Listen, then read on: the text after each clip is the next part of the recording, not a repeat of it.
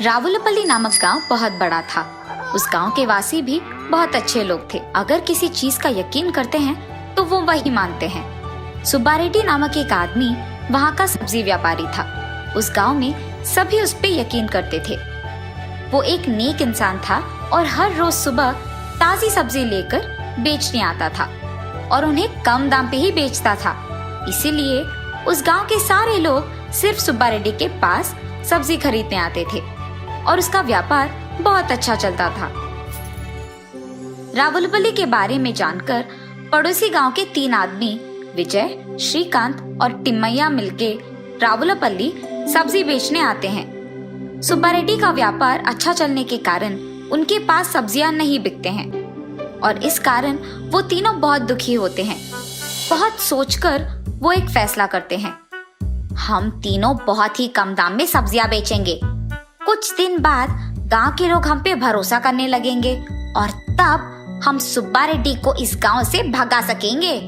उसके जाने के बाद लोगों को हमारे सिवाय सब्जियां खरीदने कहीं नहीं जा पाएंगे और ठीक उस समय हम हमारे दाम को बढ़ा देंगे।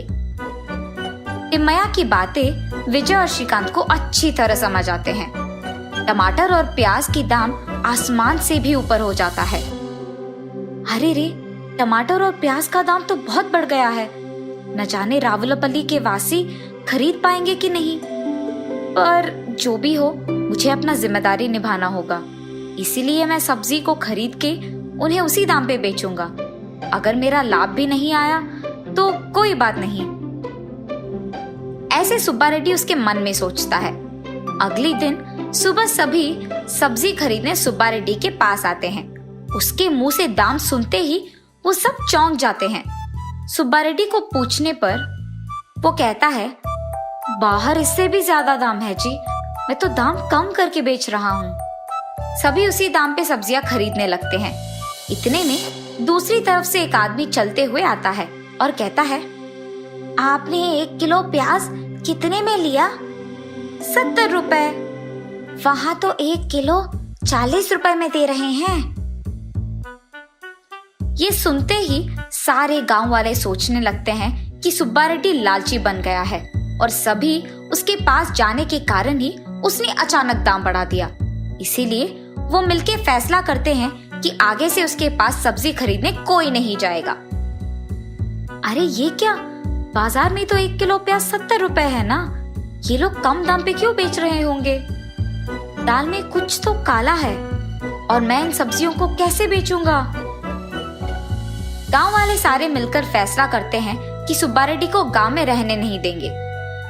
सुब्बा रेड्डी के समझ में आता है कि ये सब पड़ोसी गांव वालों का किया है, लेकिन उसे समझ नहीं आया तब कि ऐसे कम दाम पे बेचने पर उन्हें तो नुकसान पहुंचेगा, तो फिर वो क्यों ऐसे कर रहे हैं।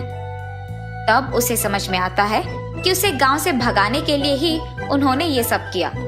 श्रीकांत, विजय और टिम्मैया के फैसले के मुताबिक ही सब कुछ हुआ था, लेकिन सब्जियों को कम दाम पे बेचने के कारण उनके कर्ज बढ़ जाते हैं। तब वो सोचते हैं कि इस गांव में सब्जियों की रच तो हमारा है, हम दाम बढ़ा देंगे, और वो बहुत हिम्मत से दाम बढ़ा देते हैं।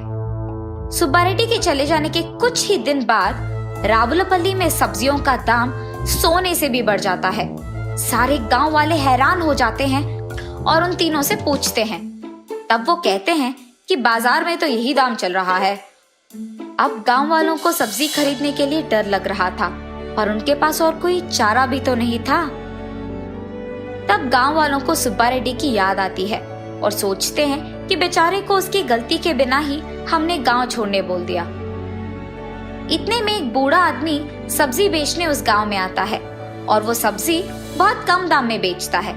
बस सारे गांव वाले उसके पास खरीदने आ जाते हैं और उसके पास सब्जियां खत्म भी हो जाते हैं। उस बूढ़े आदमी को सभी रोज उस गांव आने के लिए कहते हैं।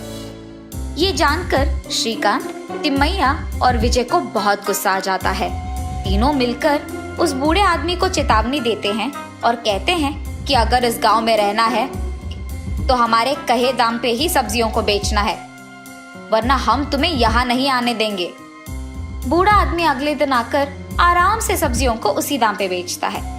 तब सारे गांव वाले उस बूढ़े आदमी से कहते हैं कि तुम्हारे ही जैसा एक आदमी था सुब्बा रेड्डी, वो बहुत अच्छा था।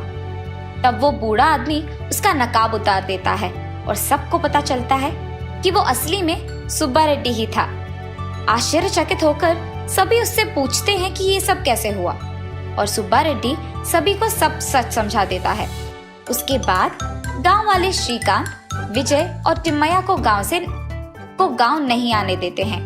रावुलपल्ली की प्रजा को उनकी गलती का एहसास होता है और पहले जैसे बहुत खुशी से जीने लगते हैं।